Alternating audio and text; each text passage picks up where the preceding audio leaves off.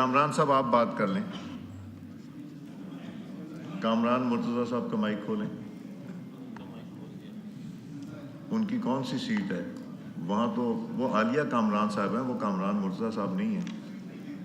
وہ سیٹ ان کو نہیں دے رہی ہیں. سر میں بیٹھی ہوں.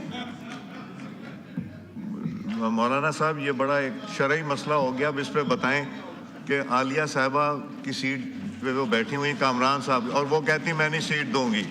آپ تشریف رکھیں, یہاں مائک کھول دیں.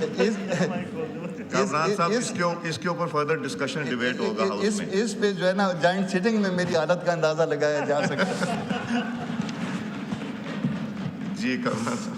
سر بسم اللہ الرحمن الرحیم. سر JUI پاکستان اس بل پہ جب بات کرے تو یہ تاثر کم از کم ہرگز نہیں دینا چاہتی کہ ہم اقلیتوں کے حقوق کے مخالف ہیں. باوجود ایک مذہبی سیاسی جماعت ہونے کے ہم ان کو اپنے جیسا شہری سمجھتے ہیں, مگر اس کے ساتھ ساتھ ایسا بھی کوئی تاثر نہیں دینا چاہتی یا ایسا بھی کوئی لیجسلیشن جو ہے وہ یہاں سے نہیں جانے دینا چاہتی جس سے یہ تاثر ہو کہ شاید جو ہے میجارٹی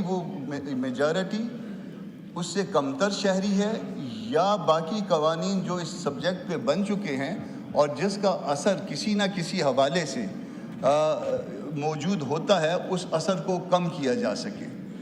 دو باتوں پہ اس میں اعتراض ہے. میں یقیناً جو ہے نا مانتا ہوں کہ بہت عرصے سے یہ معاملہ پینڈنگ ہے اور in pursuance of a judgment of supreme court یہ پینڈنگ ہے, مگر اس لیجسلیشن کو جس نے بھی ڈرافٹ کیا ممکن ہے غلطی سے یا ممکن ہے جان بوجھ کے, دو چیزیں اس میں جو ہے نا وہ بہت قابل اعتراض ہیں.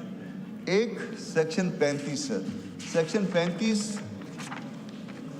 اس کو اگر ذرا دیکھیں گے, پہلے اس کو سیکشن 1 کو دیکھیے گا کہ this act shall be called the national commission of minorities right act, اور اس کو اب سیکشن 35 کے ساتھ ملا کے پڑھیے گا کہ act to have overriding effect. The provision of this act shall have effect notwithstanding anything contrary contained in any other law for the time being enforced.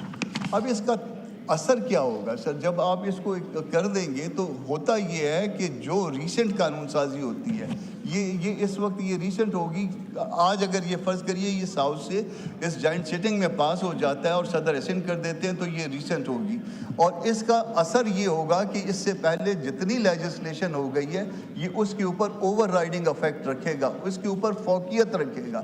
تو فوقیت میں وہ جو اینٹی قادیانی آرڈیننس 1984 کا ہے اس کے اوپر بھی اس کی فوقیت آ جائے گی. عدالتوں میں ایک ایسی بحث شروع ہو جائے گی اس کے اوپر فوقیت رکھے گا. تو فوقیت میں وہ جو اینٹی قادیانی آرڈیننس 1984 کا ہے اس کے اوپر بھی اس کی فوقیت آ جائے گی. عدالتوں میں ایک ایسی بحث شروع ہو جائے گی, ایسا مسئلہ شروع ہو جائے گا جو ہم سب کے لیے پرابلم کریٹ کرے گا. تو میری تارڑ صاحب سے بات ہے, آدم تارڑ صاحب سے متوجہ ہوں, انہوں نے بھی گو کہ اس میں ایک تجویز کی ہے امینڈمنٹ کی, مگر میرا خیال ہے کہ اس سیکشن کو سیکشن 35 کو ایز اے ہول اومٹ کرنا ہوگا. جب ایز اے ہول اومٹ کریں گے اس کے بعد کی سیکشنز کو ری نمبر کر دیجئے تو شاید اس معاملے کا حل زیادہ آسان ہو جائے گا. اس کے ساتھ ساتھ ایک اور بات بھی ہوئی ہے, میں نے ان کی توجہ جو ہے مبذول کروائی ہے سیکشن 12 کے کلاس 8 پہ, جہاں پہ سو موٹو کا اختیار بھی آپ نے کمیشن کو دے دیا ہے. ایک طرف آپ عدالتوں سے سو موٹو کا اختیار لے رہے ہیں اور دوسری طرف کمیشن کو یہ اختیار دے رہے ہیں. تو اگر کسی کو تکلیف کرنی ہے تو ایک 4 روپے کی درخواست جو ہے وہ اس کمیشن میں داخل کر سکتا ہے. تو یہ سو موٹو کا اختیار جو کمیشن کو دینا ہے یہ بھی یقیناً آپ کے اپنے اس جو آپ نے ابھی ریسنٹ امینڈمنٹس کی ہیں اس عمل کی منافی ہو جائے گی. تو یہ سو موٹو کا اختیار کمیشن کو دینا, عدالتوں سے لینا اور یہاں پہ دینا, یہ بھی درست نہیں ہے. تو یہ دو چیزیں کم از کم اومٹ کر دیں, تو یہ دو چیزیں اومٹ کرنے کے بعد جو ہے وہ کو کہہ سکتے ہیں کہ ہم قابل قبول ہو گیا ہے, اور اس پہ میرا خیال ہے کہ ان کو بھی کوئی اعتراض نہیں ہے.